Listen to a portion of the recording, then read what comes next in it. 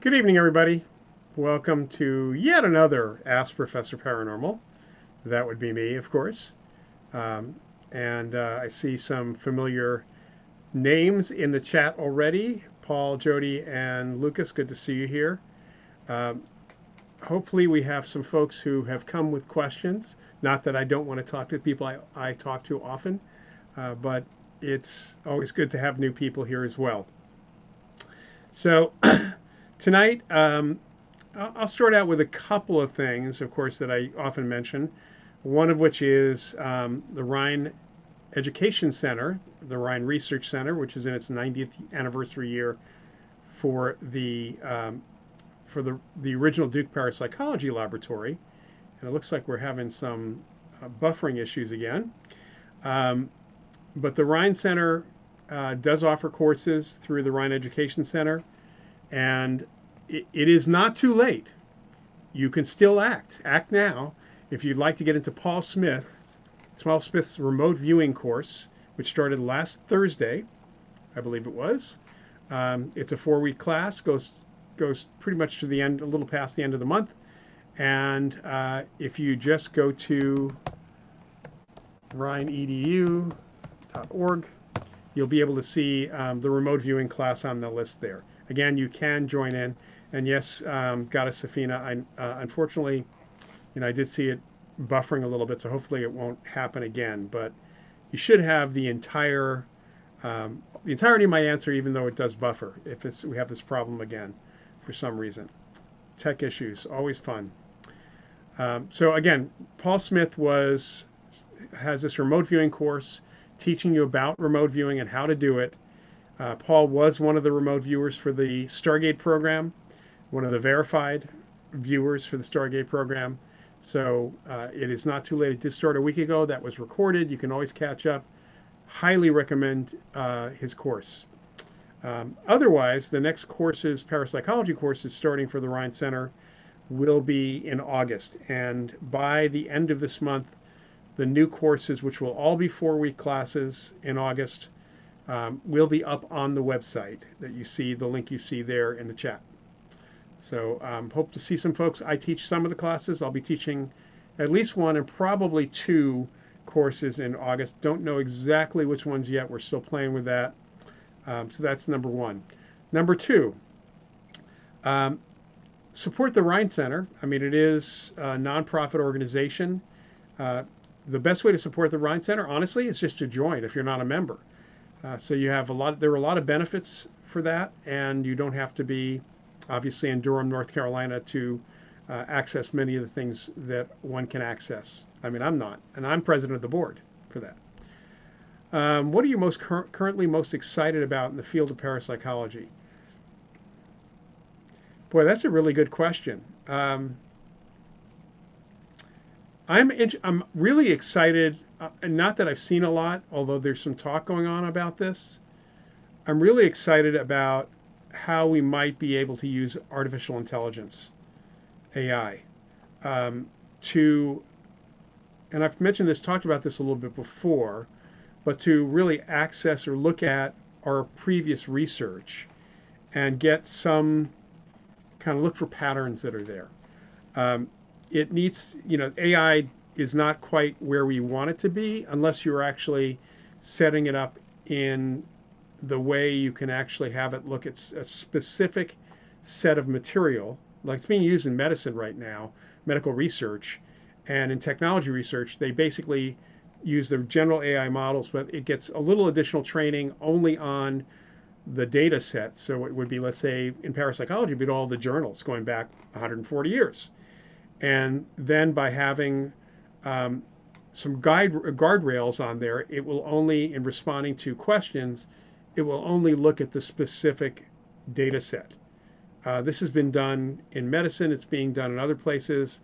I work for a company called LexisNexis, and we have that done with our content, our legal content.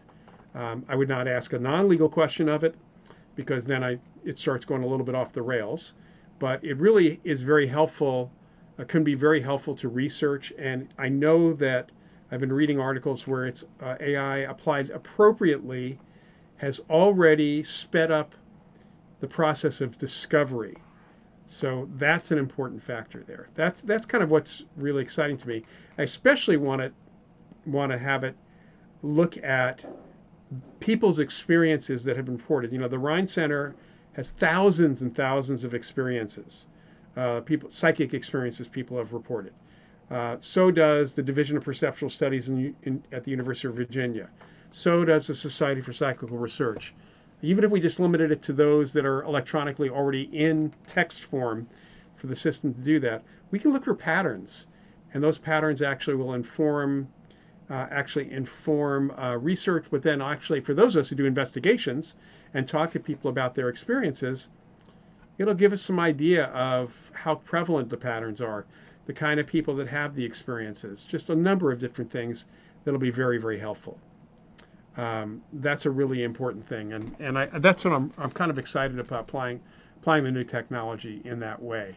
I'd like to see it applied specifically to the evidence for life after death, for survival of death, for apparitions and hauntings and things like that. So again, looking for the patterns as much as possible. Other than that, I am not going to the Parapsychological Association convention, which is next month, due to a timing issue and the fact that it's in Germany, so I just can't spend the money right now.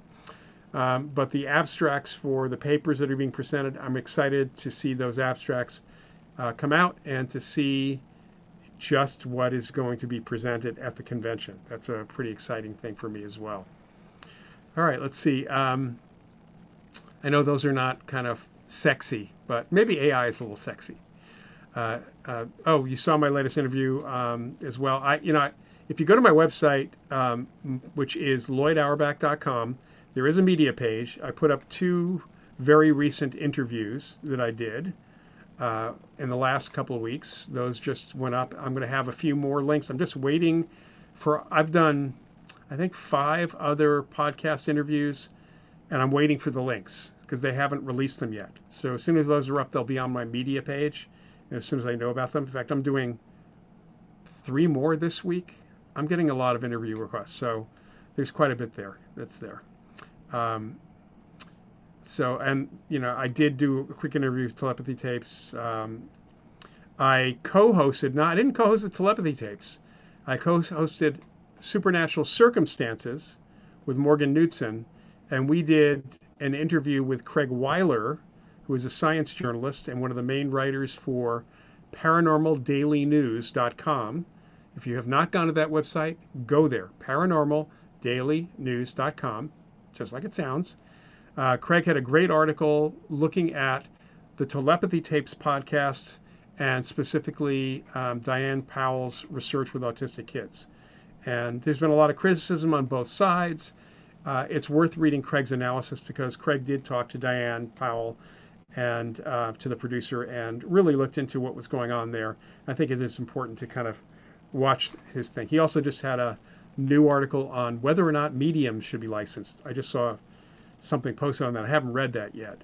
But I'll be writing for Paranormal Daily News and every once in a while. So it's a great site. It really is a great site and worth visiting and joining the community there. You can join the community for free. Paul, I just got Immortal Minds. I have not read it yet. It'll probably be a little while before I get a chance to read it, but I did just get the book as well. Paul, I hate it when skeptics say there's no evidence for the paranormal or afterlife. All right, so one of the things I always tell my students is what evidence, have you looked at the evidence that parapsychology has? And if they still say there's no evidence, there's no point having the discussion with them. All right, so because this is pretty common with the so-called skeptics. In fact, they're not skeptics. If they say there's no evidence, they're not skeptics. They are disbelievers, or what are called pseudo-skeptics.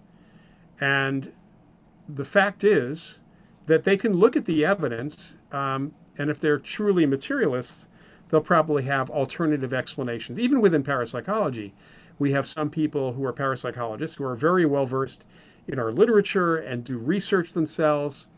They are more materialists and they don't specifically accept the idea that consciousness survives the death of the body. They look at it more as these are experiences that indicate a form of ESP, not a form of survival.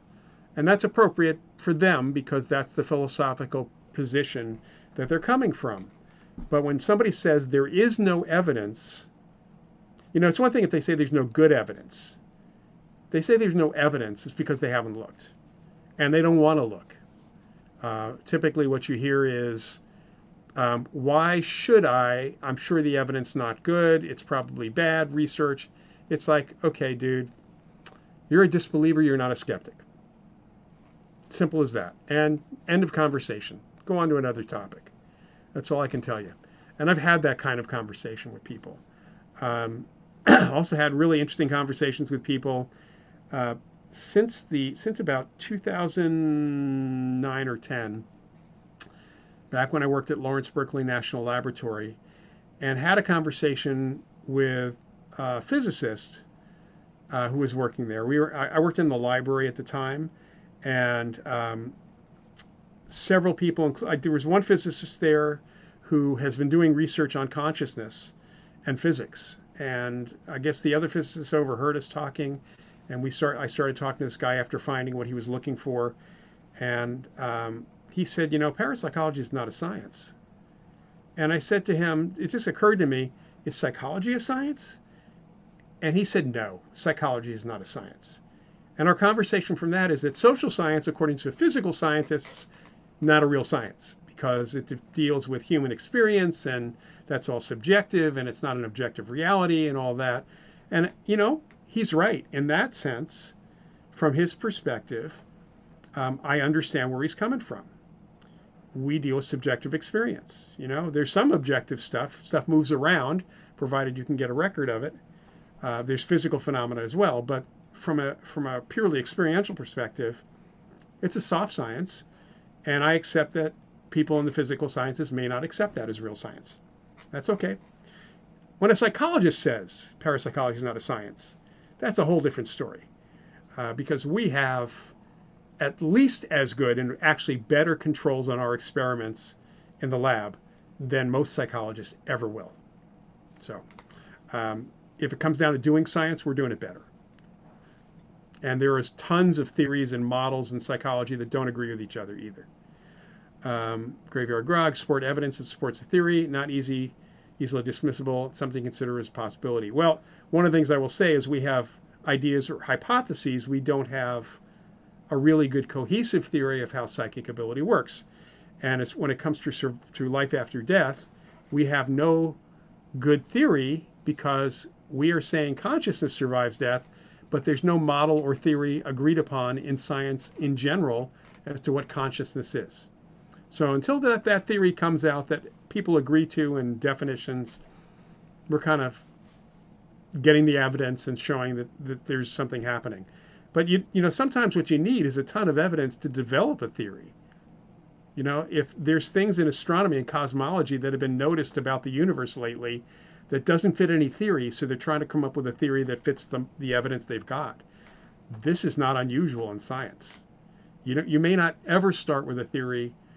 You may start with questions like, what the hell is that that's happening? Why is that person having this experience? From that, you can do some testing and possibly come up with a theory, but you can't always start out with a theory. You can't really start out with a theory, I guess, unless you're Einstein and you kind of jump past all that stuff. Let's see. One person said he looked, but then posts one-sided arguments like Keith Augustine and Susan Blackmore on the Pam Reynolds case. Yeah, usually what happens is, again, there's this materialist perspective. And anything that violates the materialist perspective, they have to come up with another explanation. So it's either that your conclusion is absolutely wrong. You ask them, well, what happened? And they say, well, we don't know enough. I said, that's right. We don't know enough, which is why we can work off this model. But the other side of that is some of the explanations that the skeptics, the so-called skeptics, come up with sometimes to explain these things. Like Susan Blackmore's original model of why there's a tunnel effect in near-death experiences had to do with deoxygenation of the brain. The brain, the optic nerve is losing oxygen. So naturally there's a tunneling effect. Well, that makes no sense. A lot of reasons, from a purely medical, neurological reason, it makes no sense. Where it really falls apart is the fact that not everybody sees a tunnel, and that has nothing to do with out-of-body experiences, and that in other cultures there's not a tunnel at all. There's a bright sunny day, there's a stream, a river, and a bridge, and a garden.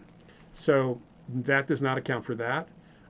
Plus, the person's eyes are closed, so you're talking about a visualization which is purely subjective. Agreed, but the deoxygenation doesn't make sense. People, there's another one I hear often, that it's all happening in the last few seconds as they're waking up, coming out of the near death, out of being dead, basically. There's no evidence to that either. Nothing to support that. And the one I love about ghost stuff is it's when 3 or 4 people see the same thing, it's mass hallucination.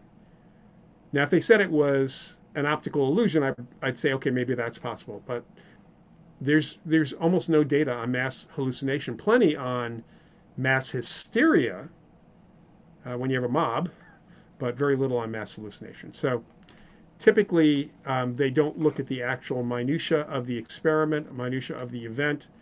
And this actually is happening even within the field. We have some folks who have published a review of a paper that I co-authored about a poltergeist investigation, much of which was done virtually, granted, but included it was a family during the lockdown of COVID that was freaking out because all sorts of physical stuff was happening. And I first worked with them. I brought in Jerry Salfin, Brian Williams, both of whom have been involved in poltergeist research. Then we brought in Dr. Beth Hedva, a good friend of mine from my old JFK days, who is a well-respected psychologist, clinician in Canada, but also operates, kept her license in California, and started out as a psychic before she got her academic degrees. And she's been working with the family. Okay. This paper that was put out was a psychological analysis of the family, which is bizarre because there was not really a true clinician on the group that actually analyzed the paper. And that wasn't the focus of the paper. And in fact, there's nothing in their review that indicates that people might have actually had PK experiences, real experiences. That's a problem. And thank you, Paul. Sam Parnia disproves, his research disproves Sue Blackmore. There's a lot of research that disproves. Bruce Grayson's research disproves Sue Blackmore. There's a lot of things that disprove Susan Blackmore's work as well. Okay, let's see here. Graveyard Grog, still intrigued by the Heartland case that your friend Kerry Gaynor was witness to, where the one guy was documented getting scarred as he was sitting in a chair being documented. The Sally's case, yeah. Okay. I don't know if any of you remember that, but that was a case that Sightings did way back when. They did several episodes on it because they spread them out. Kerry was convinced that there was fraud, whether it was all fraud or not, but he actually caught the guy scratching himself. And one of the things that's really interesting, it's an old wrestler's trick that many of us knew about because we learn about tricks. And that is you scratch yourself, and when you're ready to start bleeding, you tense your muscles. The scratch is not deep, it's light. I've had this happen with my cats, by the way. They scratch me, and then I tense up later on for something, and it starts bleeding. It's like I can see the scratch, sort of, but it really starts coming out after that. So Kerry was not convinced that this was a genuine case. But the people were traumatized by something, so there may have been some real phenomena there. And Kerry was very disappointed. In fact, this was a case also that he felt the family needed a lot of follow-up because whether part of it, because a lot of times in these cases we find that somebody, for whatever, it's called imitative fraud. Sometimes things can because of social dynamics, there can be fraud, there can be real phenomena. So there was real stuff, it seemed, and there was this other stuff that got caught. But they needed some follow-up. And when Kerry found out that the show apparently had promised the family that they would fly Kerry out again after they finished the segments to follow up with them, they never mentioned that to Kerry, never even asked him that, and it turned out that they weren't intending to do that. So that was one of the nails in the coffin, so to speak, of neither Carrie nor I kind of working continually with sightings. The early years were great. They had new people come in later on. They weren't really that interested in the subject matter. Too bad. Let's see. And I hate typing on a phone as well. Mary Prankster, do you know if it's true what they say is the last sense when we die is hearing? Um, I have not heard that at all. You know, the interesting thing is that your eardrum is still going to react to sound. It's going to vibrate. So in the Pam Reynolds case, very, very famous case, by the way, dicey brain surgery, they had to lower her body temperature to 60 degrees, practically hypothermia. She had no brain activity, measurable at the time, heart stopped, all of that. They're doing brain work on her. They're actually doing brain surgery. And if one of the skeptical arguments is that she heard what was being discussed by the surgeons in the operating theater, because one of the things that happened with Pam Reynolds' case is she floated above her body. Later on, when she came out of it, she was able to fully describe what was going on in the operating theater and actually in the operating room next door. And the skeptical argument is, well, her eardrum was still vibrating and it was registering in her brain. Yeah, it wasn't registering in her brain because when the eardrum vibrates and you can hear something, there's brainwave activity. So the neurological data contradicted that. So I don't know if that's the last sense we use. It would really, I guess, depend on A, if it was really, really quiet, or B, if there was something going on in the brain at the time.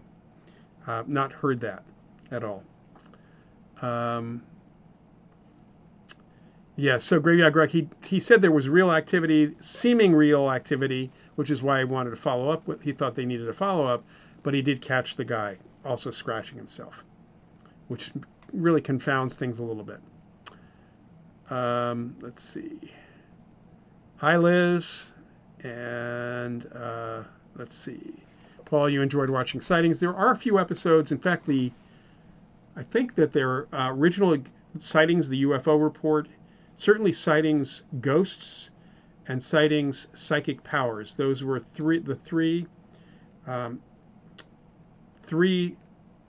pilots for the Sightings TV series.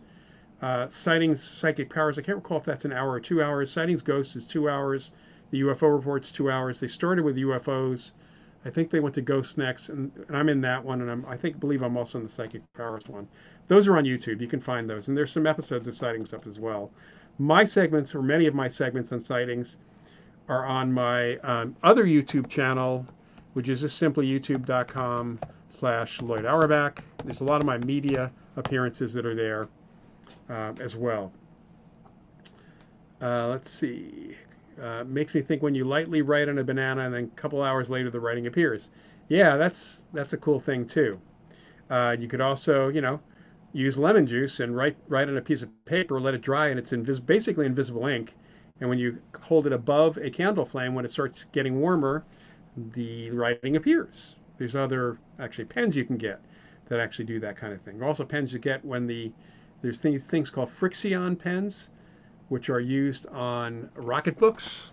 It's like a temporary writing device. I can take a picture of this and it gets uploaded, but I can also wipe this all off. It's erasable.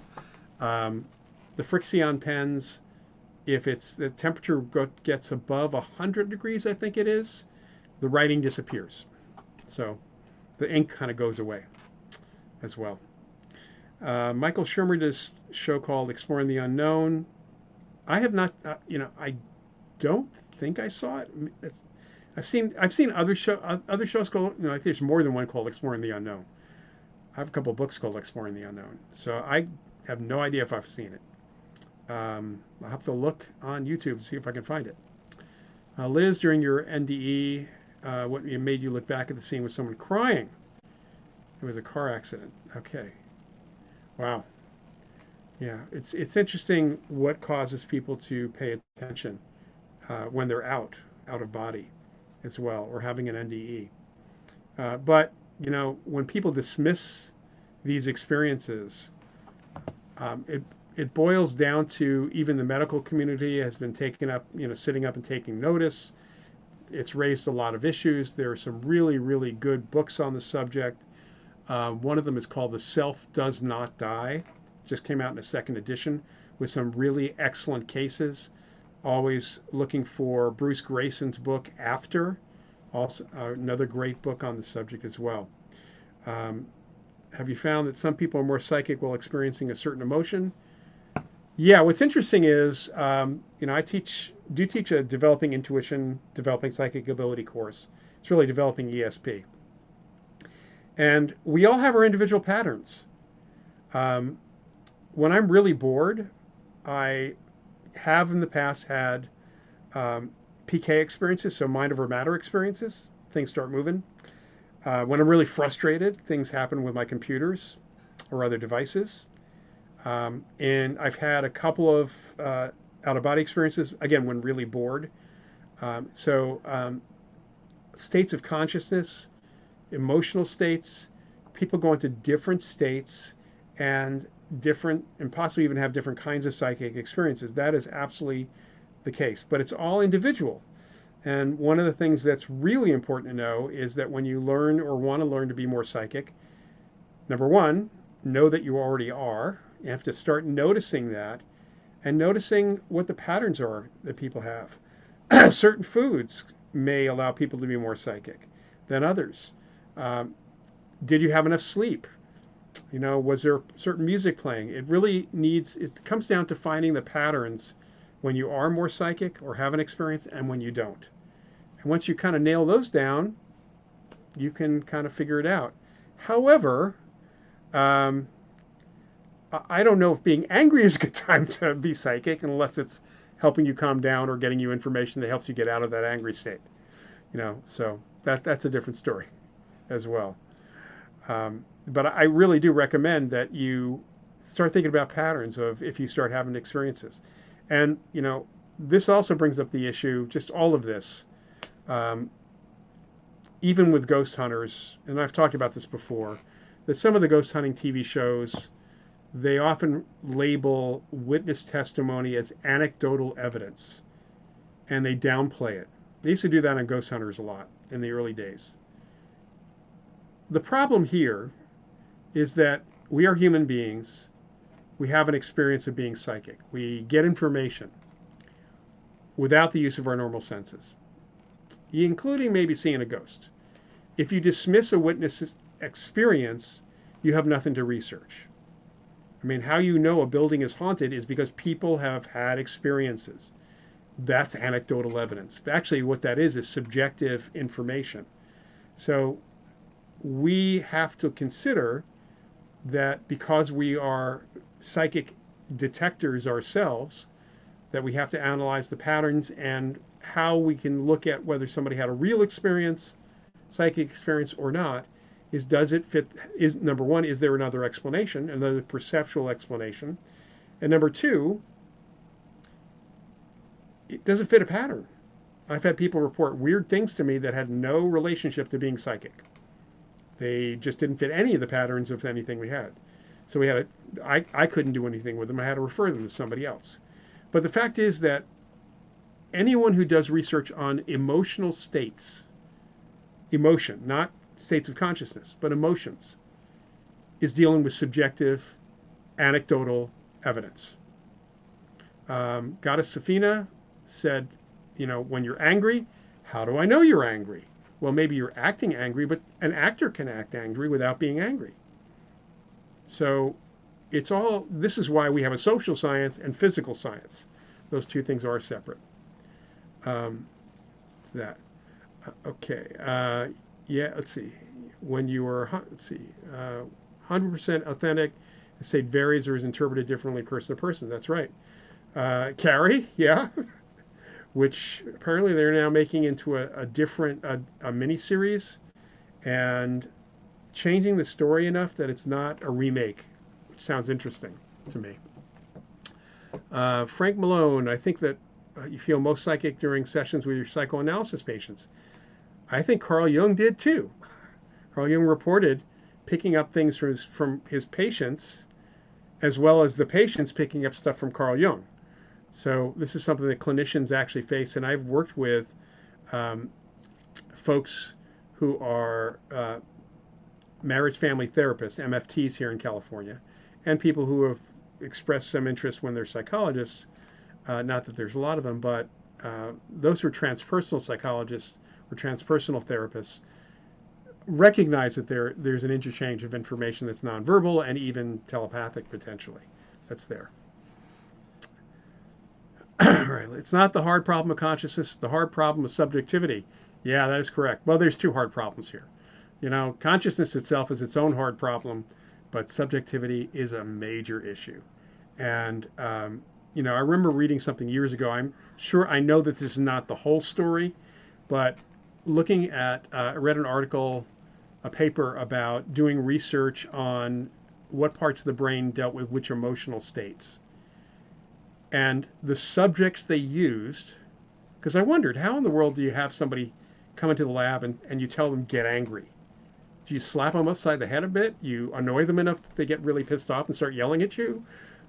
How are they generating genuine emotion? Turned out they use method actors who are recalling the emotion that they had when they were angry, which may generate some form of anger, genuine anger, but you can't say that that's the spontaneous anger people have or love. How do you figure? We don't even have a good definition of that. So when we talk about subjectivity, we talk about these experiences, or people making, psychologists especially, and clearly not all of them, but there's a percentage of psychologists who dismiss any of this or want to pathologize people having these experiences because they're not real.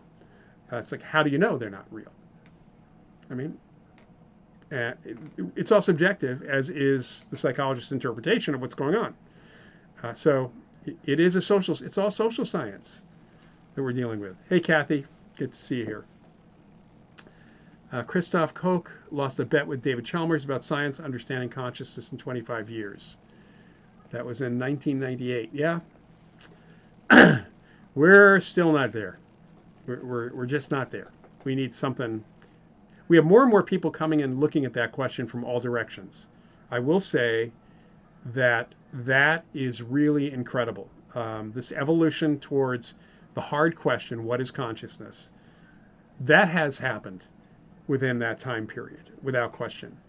Understanding or even agreeing on a definition has not happened. From my perspective, looking from parapsychology's perspective and talking to colleagues, one of the nice things I've seen happen is we have people from outside our field, more and more, who are looking into the question of consciousness, also coming to us to the field of parapsychology, because we've been looking at this question for over 100 years. So very important. Paul, let's see, when skeptics say it's just anecdotal, it tells you they're pseudo-skeptics.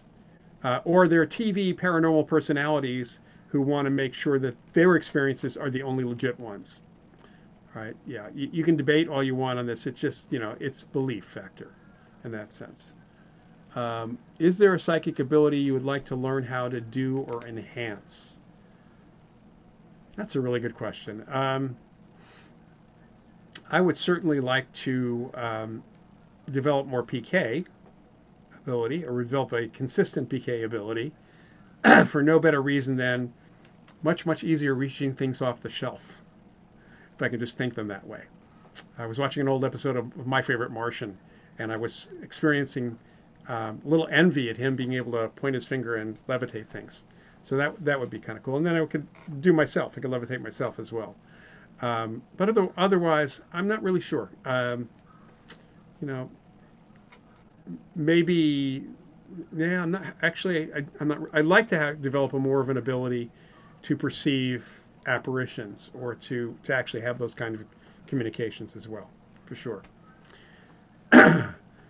What you experience is real, no matter if it's anchored in anything. Corroboration is rhetorical. Exactly right. That is absolutely right. There's an old adage in the New Age movement. You create your own reality. We already do. Our perceptions create our interpretation of physical reality, assuming we're not in a simulation. And not everybody perceives the same things. In fact, what's really interesting is that there's often more coherence in perception with psychic experiences, shared psychic experiences, than there is with real experiences. So that's kind of interesting. Federico Fagan talks about consciousness, his book Irreducible, good read on the subject. Okay, thanks, Paul.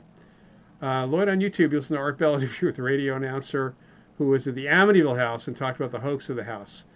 That was probably Pete Jordan's radio partner at the time. Pete Jordan was an investigator in the New Jersey area, and he and a partner of his were on radio and wrote a really good bunch of articles looking at all the things that were talked about at the Amityville house, the book, all of that stuff, and did some great analysis of that. And yeah, it was a hoax. That was quite a while ago. Jacob Grinberg, yeah, all interpretation. Esalen Institute does good research on this as well as the University of Virginia. Absolutely. Yes, and reality is kind of fluid and ambiguous and malleable. From our individual perspectives, that is absolutely true. Now, the question of whether we influence the physical reality is another question. This actually came up in a discussion at the 1986 Parapsychological Association convention in Santa Rosa, California. It's one of the ones that I attended, and it was hosted by Charles Tart, who passed away sadly last month. And one of the panels was on the implications of psychic ability. And I know Julian Isaacs was on the panel, Keith Harari, probably Charlie. I don't remember who else. I'd have to look that up. But one of the things that came up was a question from the audience that if, because we're talking about developing psychic ability and all that stuff, kind of thinking far in the future. And one of the questions came up was like, could someone with extreme PK ability, or even us, could individuals unconsciously influence reality? Could we change reality? And the answer to that is the Keith Harari, who was himself very psychic and also a researcher, pointed out that we're all connected, whether it's this, the collective unconscious that Jung talked about, superconscious, whatever you want to call it. We're all connected. We're entangled, all of us, at some level of consciousness. And there is likely an agreement at that level of unconsciousness as to the way the world works. But the problem is, and this goes back to a science fiction book, which I highly recommend, made into a couple of middling miniseries, called The Left Hand of Darkness by Ursula K. Le Guin. Again, The Left Hand of Darkness. In that book, a man named George Orr, a callback to George Orwell, goes to see a psychiatrist because he's been having dreams. And every time he dreams about the world, he wakes up the next day and whatever he dreamt had happened in the world happened in reality. In fact, on occasion, he would dream about a significant change to the world, and he'd wake up and there's that change, and nobody else knows because it's been changed not only from that point forward, but also back in time. And the psychiatrist eventually comes to believe that he really can do this. I can't recall exactly what the process was in that book, but it's very well explained. And so he tries to guide this guy's dreams to get rid of racism. And the next day, everybody wakes up. Everybody in the world's gray. Everybody's been gray since the beginning of time. There's no skin color difference. History's been changed. So one of the other points that one can make is that if somebody could change reality, shared reality, it would probably change our memory of past reality. And this is kind of like creating new timelines, going back in time and changing the past and all that. We wouldn't even know. Sobering thought, but most of us at the convention agreed that there's some level of consensus. But then again, I do have to always quote Michael Moorcock, an amazing fantasy writer who made the term multiverse popular back in the 1960s. One of his characters said, at one point, the world was flat until we all believed it wasn't anymore. All right, let's see here.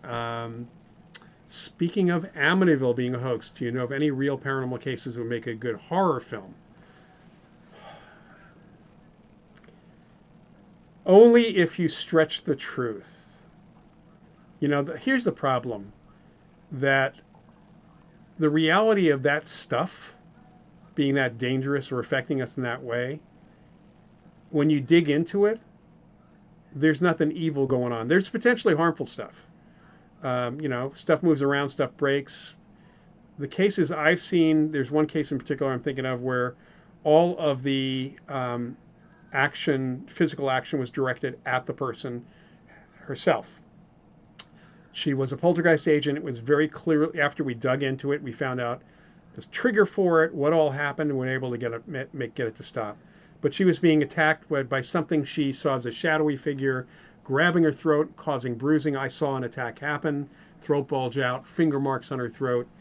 But it all had to do with her psychology.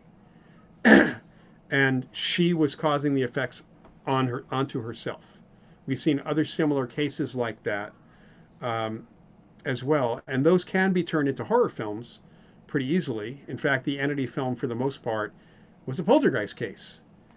It's just that it was exaggerated for the book heavily, and the attacks on the woman herself were not as sexual as the movie made look or book made out. Frank DiFelita, the author of the novel, which became the movie, did extensive discussion with Barry Taff and some with Carrie Gaynor for writing that particular book, and made it into a horror film. And it was scary for the woman when things were happening, as are many cases, but it didn't really happen that way. So if you want to use it as an inspiration, there are cases that can be inspiring like that, but nothing like what was reported in Amityville at all. All right. Of course, we influence everything. This is where the strong emotion is powerful. Yep. Yeah. And so The Entity was a movie with Barbara Hershey, Ron Silver, came out in 1983, I believe it was, 82 or 83, based on an actual case that you can find in Barry Taff's book, Aliens Above, Ghosts Below, which is still available on Amazon. So that was a genuine case, again, exaggerated heavily, and was a person's unconscious, it was one's unconscious mind that was causing the effects. Some of which were, by the way, visible, and one of the effects included kind of strange plasma effects, which they caught a photo of, Polaroid of, and there were a number of people in the room at the time who all saw those effects happen. So there were some witnessed effects as well that are there. Nothing like Carrie. Sadly, the stereotype of the teenage girl comes from the movie Carrie with Sissy Spacek in the 70s. That's where we have that particular stereotype, because it's rare. It's not just teenage girls. In fact, it's not just teenagers who experience poltergeist stuff. So very, very, very, very different. Okay, well, it looks like we might have a little low here, so here's a good time for me to do something. I'm going to post a link for you. All right, so back between 1991 and 2004, I wrote a monthly column and then a bi-monthly column, occasionally monthly, occasionally bi-monthly, for Fate magazine. Also wrote several articles for Fate magazine in that period. And the majority of those articles, or at least the first draft of those articles, are available for download, for free download. So where are they, you might ask? They were on my old website, mindreader.com, which doesn't exist anymore. But fortunately, the Internet Archive, if you're not familiar with archive.org, get familiar with it. It is a repository of out-of-copyright, public domain material, hundreds of books on the paranormal from before 1929. They also have something called the Wayback Machine. That's a call back to Rocky and Bullwinkle and Mr. Peabody. And the Wayback Machine, they have been basically taking snapshots of websites since, I think, 97, but there's actually some earlier stuff too. So you can just put in a URL for an old website and see what it looked like at different periods of time. So my old website has been actually snapshotted, has been captured, And the page that has the downloads for all those articles for Fate magazine, some of which are kind of timely and probably useless these days, but there's some really good stuff there. All of that is at, this is a shortened URL. It's not the full URL for the website, for the Internet Archive, but it's just tinyurl.com, mindreader-com-fate. Now, if you just go to mindreader-com, you'll see the front page of that old website. And then there's other stuff you can still link to other things on the page, on the website, including some other blog type stuff that eventually I'll move some stuff over to my current website as well. So take a look. You just have to, you can click on the links to the articles. It'll ask you to save them or download them. They're all just from Word. You should be good to go with all of them as it happens, to be able to download them all. And if anybody runs across one that's not any good, just let me know. You can always email me at this email. Just going to type this in. This is also on the channel information. Either Ask Prof Paranormal or just profparanormal@gmail.com. Either one of those. Even Lloyd Auerbach at gmail.com. That works too. So you can get to me any of those ways. But there's a lot of articles there. Some on Paranormal TV. So you want to read some articles about sightings and the state of the art of TV on the paranormal back in the 90s. There's some articles there. I have an article on the psychic side of Star Trek. I have one on the psychic side of the Jedi. There's some fun stuff there too. And some substantive articles too. Some articles on research, all that stuff. So that is available for you to download from that archive as well. Okay. What else can we talk about? Looks like we have about 12, 13 minutes here. So one other thing, I'm going to be writing a blog about this in the next week or so, put up on my website. A little bit lazy because there's so many other things going on in my life. For my website, there is a blog on my website, lloydauerbach.com. And I committed to some stuff which I couldn't do because of some health issues and some other issues that have gotten in the way in the last couple of months, but I'll be trying to catch up. One of which is actually doing a regular blog. So one of the things I thought, since it comes up quite a bit, is the nature of information we get when we're psychics or we're being psychic. And the nature of that is that it's not comprehensive information most of the time. Okay, let me answer this question. Many people love spicy chili flavored chocolate. Some of my best friends do. I am highly sensitive to the capsaicin in chili peppers. So at some level, my taste buds go numb. And at that point, it's no point in eating anymore. So it's a con for me. I do not eat at all chili or spicy chocolate. Now, if it's ginger, I would, or a company called Vosges, Vosges, used to make a dark chocolate with wasabi and black sesame. I have no problem with horseradish and wasabi. Some of my friends who are fans of, even one of them even likes ghost peppers. I can't understand that at all. He cannot do wasabi. I can throw if I go to a sushi place, I can pop a whole piece of chunk of wasabi in my mouth, and yes, I get that initial hit through my nose, but I like that. So very, very different. Okay, back to what I was going to say. So when you get psychic information, I should have gotten psychic information about the chocolate. It's usually not comprehensive. It's not complete, and this is one of the problems in learning to use ESP. In that, for remote viewing, for example, whether it's visual or auditory, whatever the pieces happen to be, you are getting pieces of a jigsaw puzzle. And you do not have the box in front of you with the picture on it. So imagine putting a jigsaw puzzle together. Let's say that somebody gives you a jigsaw puzzle. They put the cover on so you don't know what the picture is. And they have turned all the pieces to that gray side.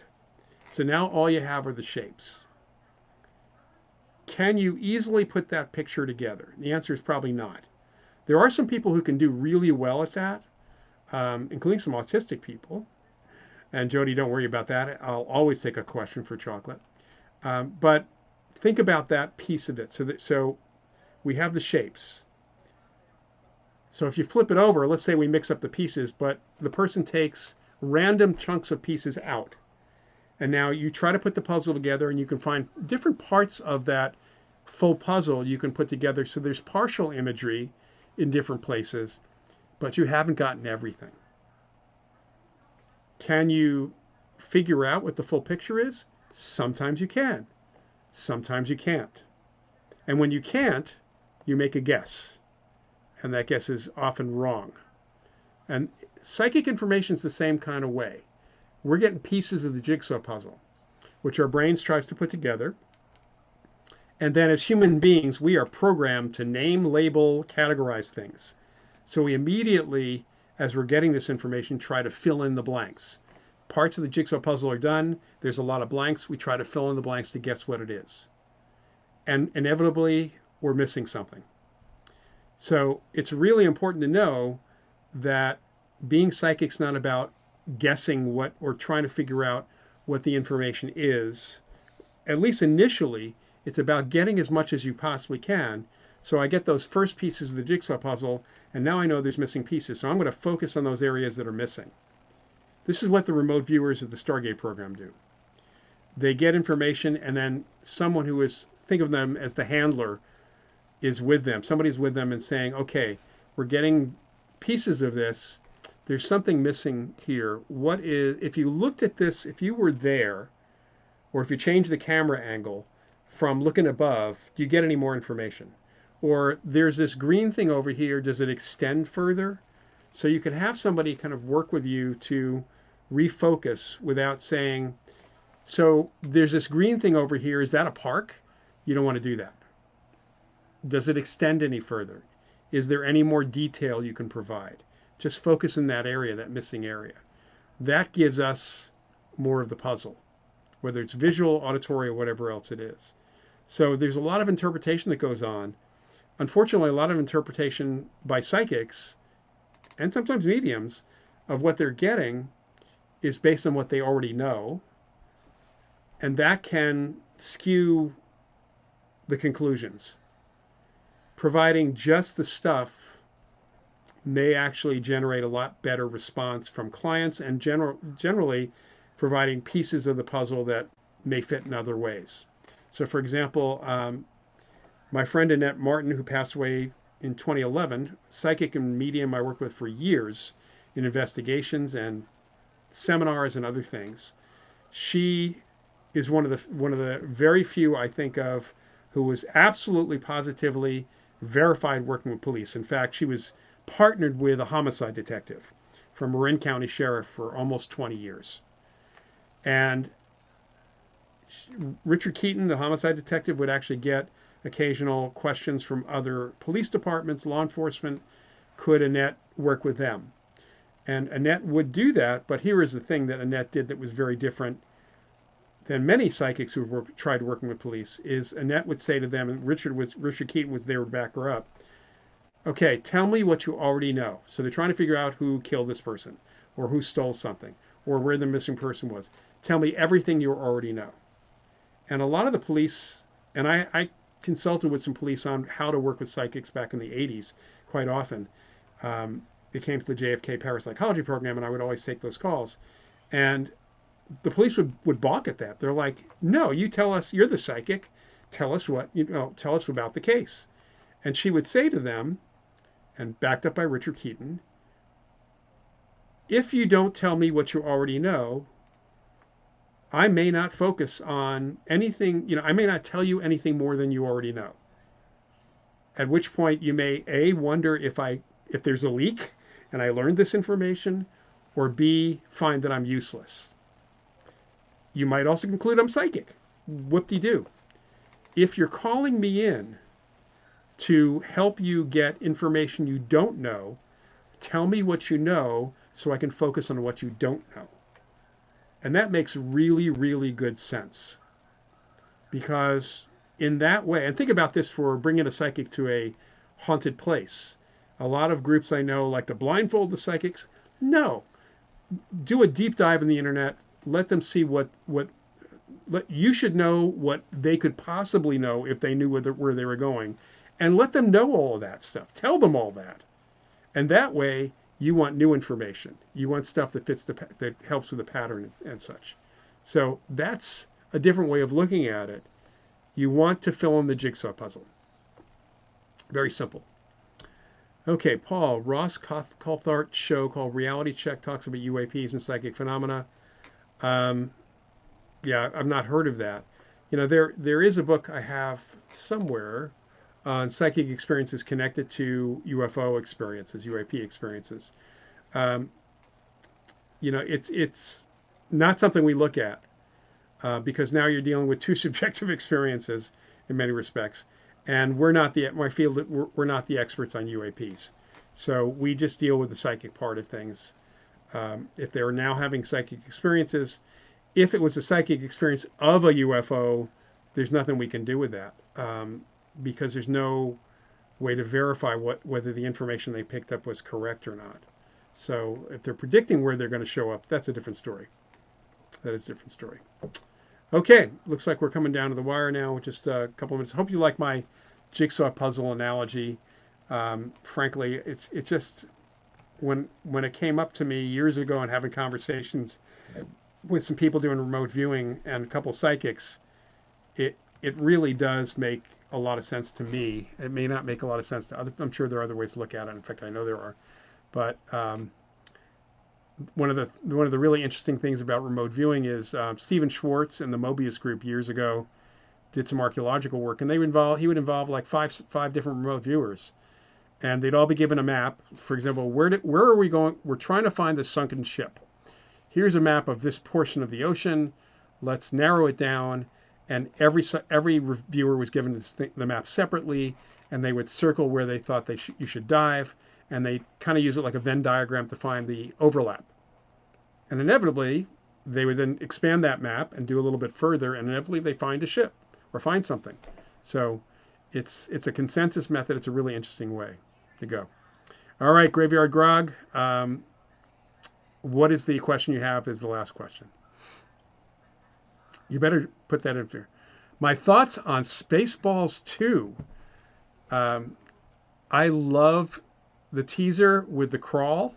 For those of you who may not have seen it, there's like a Star Wars kind of crawl. And I love the fact that Mel Brooks comes up and says something on the order of, we thought to ask our fans, but instead we're making a sequel. So he's going to be playing Yogurt again, for those of you who remember Spaceballs, which is really great. Josh Gad, who's a big fan of Mel Brooks and a comedian in his own right, co-authored the screenplay, and Brooks has signed off on it and probably also added a few jokes here and there. Bill Pullman's going to be in it again. There's some of the original cast are going to be there. Some of them, unfortunately, are deceased. But yeah, that's my thoughts on that movie. And on that note, let me just finish up by saying I'll be back in 2 weeks on the 29th. And may the Schwartz be with you. Good night.